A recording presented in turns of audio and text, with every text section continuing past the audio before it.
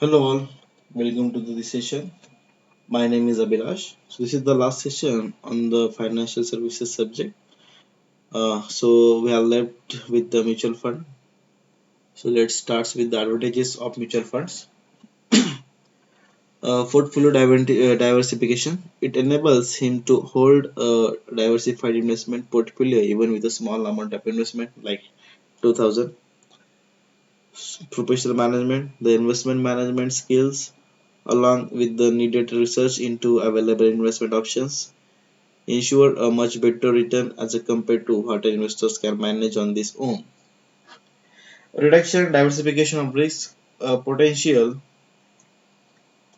losses are also shared with other investors. Reduction of transaction cost. The investor has the benefits of economics of scale. The funds were lesser cost because of larger volumes and it is passed on to the investors.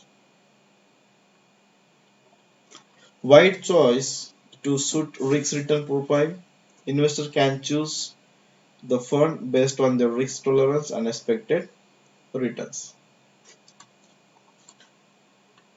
So these are the main objectives, main advantages of the mutual fund.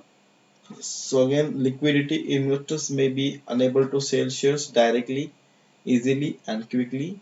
When they invest in mutual funds, they can cash their investment anytime by selling the units to the fund if it is open-ended and get the intrinsic value.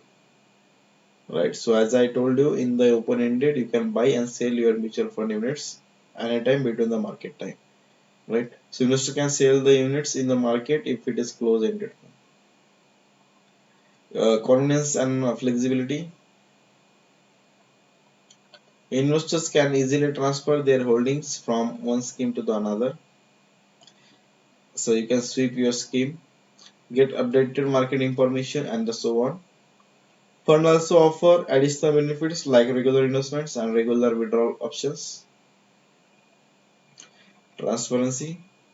Fund gives regular information to its investors can on the value of the investments in addition to the disclosure of portfolio held by their scheme, the proportion invested in each class of assets and the fund manager's invest strategy and outlook. So transparency is the important advantages of mutual fund. Disadvantages of mutual fund. Like as I told you, so there should be uh, two ways. One is advantage and second one is the disadvantage advantages. So advantages we have discussed. Now let's discuss disadvantages of mutual funds. No control over cost. The investor pays investment management fees as long as he remains with the fund.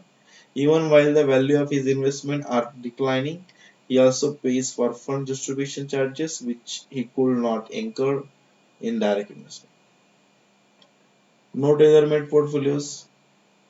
The very high net worth individuals or large corporate investors may find this to be a constraint as they will not able to build their own portfolio of shares, bonds and other securities. Managing a portfolio of funds. Availability of a larger number of funds can actually mean too much choices for the investors. So he may again need advice on how to select a fund to achieve the objective. Delay in information. It takes 3 days for redemption of a units. It takes 3 to 6 days for redemption of the units and the money to flow back into the investors account. So it is taking high time to be settlement. Mutual funds rules best. While instruments like shares give high returns at the cost of high risks, instruments like NSC, NC, NSC and bank deposits gives lower returns and higher safety to the investor. Mutual funds aim to strike a balance between risks and return and to give the best best of both the investor.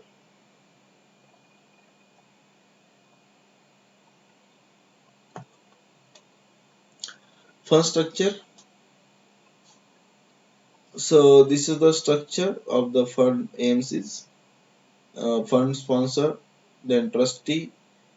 The company has to form a trustee body. After that, asset management company will form AMC. So AMC after AMC start, they will start depository system. Means deposit system is already there with the NSDL, CDSA.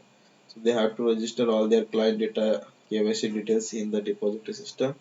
They can uh, they can go for the agent, so they can hire the agents to for the distribution of the mutual funds and custodians that are the trustee. Okay. The fund sponsor, any person or corporate body that establishes the fund and register with it with SEBI. Form a trust or appoint a board of trustees, appoints custodians and asset management company either directly or through trust in accordance with the SEBI regulations. SEBI regulations also define that a sponsor must contribute at least 40% of net worth of the asset management company. Trustee created through a document called the trustee deed that is executed by fund sponsor and registered with SEBI. The trust, the mutual fund may be managed by a board of a trustee, a body of individuals, or a trust company, a corporate body. Protector of unit holders' interest. Trustee are the protector of unit holder interest. Two-thirds of the trustees shall be independent person, shall not be associated with any sponsor. So they are the separate entity. Rights of trustee. Approve each of the scheme floated by the ANC. The right to request unnecessary information from the ANC. So they have right. They may take corrective actions if they believe that the conduct of the fund's business is not in accordance with the SEBI regulation. So they can take appropriate action as well. Trustee has a right to dismiss the AMC, so they can close the AMC as well. Trustee ensures that any shortfall in the net worth of the AMC is made up. So they always have eyes on the AMC money.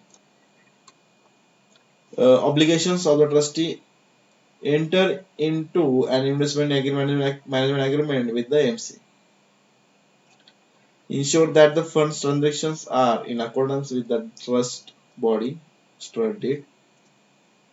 Furnish to SEBI on half yearly basis a report on the fund's activities. Ensure that no change in the fundamental attributes of the scheme or the trust or any other change which could affect the interest of the unit holders in happens without informing the unit holders. Review the investor complaints received and the redressal of the same by the AMC. This is the trustee word. Asset Management Company AMC, which is started by fund sponsors. Act as an investment manager for the trust under the board supervision and the direction of trustee. Has to be approved with and registered with the SEBI AMC.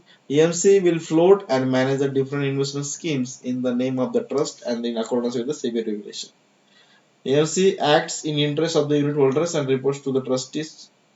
At least 50% of directors on the board are independent of the sponsor or the trustee. Asset management company obligations of the asset management company float investment schemes only after receiving prior approval from the trustee and SEBI. Send quarterly reports to the trustee. Make a required disclosure to the investors in areas such as the calculation of NAV and repurchase price.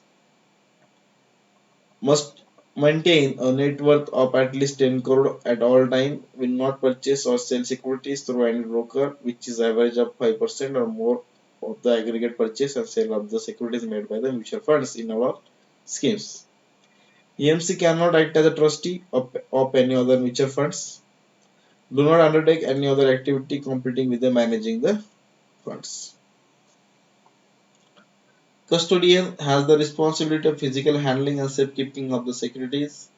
Custodian should be independent of the sponsors and registered with the SEBI.